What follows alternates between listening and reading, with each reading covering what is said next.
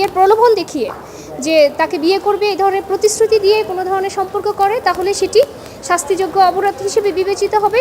শারীরিক সম্পর্ক কোনো অপরাধ না, বিয়ে করলে সেটা ঠিক আছে, কিন্তু শুধুমাত্র যদি লাস্টে গিয়ে বিয়ে না করে তাহলে শুধু পুরুষের শাস্তি হবে। একটা অপরাধ শুধুমাত্র জেন্ডার বেসিসে চিন্তা করা যেতে পারে না। শিশু নির্যাতন দমন আইনের 9 ধারায় মূলত রেপের প্রভিশনগুলো আছে, যে রেপ এবং গ্যাং রেপ এই প্রভিশনগুলো আছে, এবং রেপ একটা অত্যন্ত জঘন্য অপরাধ এবং এই ধরনের অপরাধের সর্বোচ্চ শাস্তি মৃত্যুদণ্ড, সেটা আমরা সবারই জানা আছে। কিন্তু পরবর্তীতে দেখা যায় যে একাধিক মামলা এরকম হয় যে বিয়ের প্রলোভনে ধর্ষণ, এটা একটা নতুন টার্ম হিসেবে বেশ কিছু বছর আগে থেকেই চলে আসছে।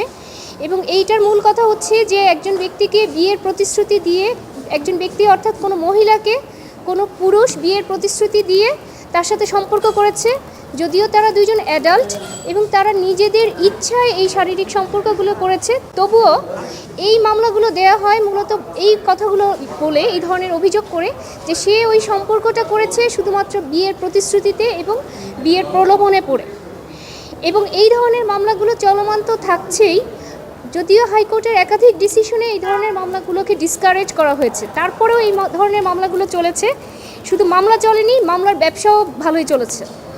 এবং পরবর্তীতে 2025 সালে এসে এই মামলাগুলোর জন্য আরও সুন্দর একটা সুযোগ করে দেন, 9 খকে ইনসার্ট করে, এবং সেখানে আগের ডেফিনেশনে কিন্তু শুধু ছিল রেপ, যে একজন নারীর ইচ্ছার বিরুদ্ধে যদি তার সাথে সম্পর্ক করে সেটা রেপ, অথবা তাকে ভয়ভীতি দেখিয়ে অথবা প্রতারণার মাধ্যমে। 9 খয়ে এসে সুন্দরভাবে সুযোগ করে দেয়, একদম স্পষ্ট ভাষায় বলে দেয় যে কোনো নারীকে তার কোনো আস্থাভাজন যদি বিয়ের সম্পর্ক দেখিয়ে, বিয়ের প্রলোভন দেখিয়ে যে তাকে বিয়ে করবে এই ধরনের প্রতিশ্রুতি দিয়ে কোনো ধরনের সম্পর্ক করে, তাহলে সেটি শাস্তিযোগ্য অপরাধ হিসেবে বিবেচিত হবে এবং সর্বোচ্চ শাস্তি 7 বছর রেখে আইনটি পাশ করা। তখন 25 সালে এসে আমরা এই প্রভিশনটাকে প্রথমে চ্যালেঞ্জ করি, এবং পরবর্তীতে দেখা যায় যে 26 সালের নতুন যে সংশোধনী আসে পার্লামেন্টে, সেখানে এই যদিও 25 সালের আইনটাকে রিপিল করে, কিন্তু এই ধারাটাকে সুন্দরভাবে একই কন্টেন্টে একইভাবে রেখে 26 সালের যে অ্যামেন্ডমেন্ট অ্যাক্ট নারী শিশু নির্যাতন দমন আইনটা, সেটা সেই 26 সালের আইনটাতেও এসে সেই একই কথা রেখে দেয়, যে অর্থাৎ বিয়ের প্রতিশ্রুতিতে বা বিয়ের প্রলোভন দেখিয়ে যদি কোনো নারীর সাথে কোনো পুরুষ সম্পর্ক করে তাহলে সেই পুরুষের 7 বছরের জেল হতে পারে।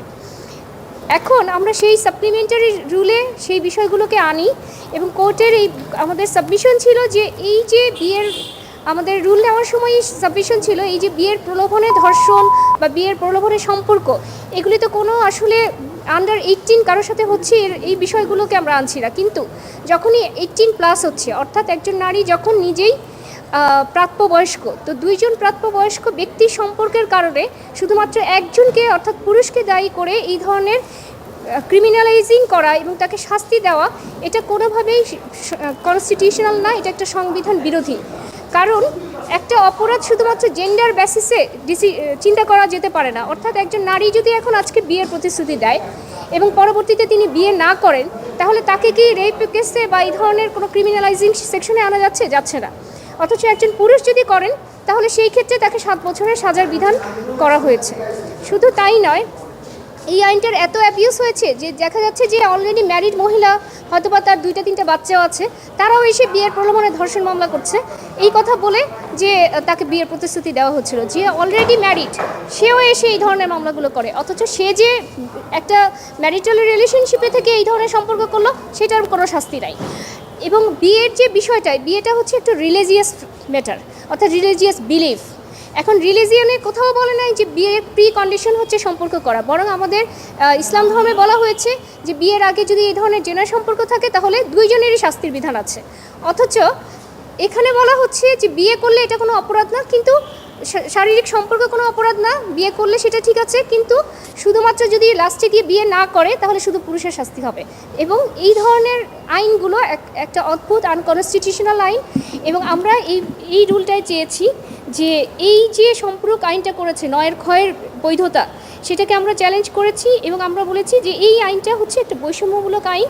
এবং আদালত আজ মাননীয় বিচারপতি হাবিবুল গনি এবং মাননীয় বিচারপতি সৈয়দ মোহাম্মদ তাজরুল ইসলামের বেঞ্চ এটাতে সাপ্লিমেন্টারি রুল জারি করেছে, এবং রুলে জানতে চেয়েছে নারী শিশু নির্যাতন দমন সংশোধন আইন 2026-এর মাধ্যমে সংযোজিত এই যে বিয়ের প্রলোভনে ধর্ষণের যে বিধানটা বা বিয়ের প্রলোভনের সম্পর্কের যে শাস্তিটা সেটা কেন অকার্যকর, সংবিধান বিরোধী এবং বাতিল ঘোষণা করা হবে না?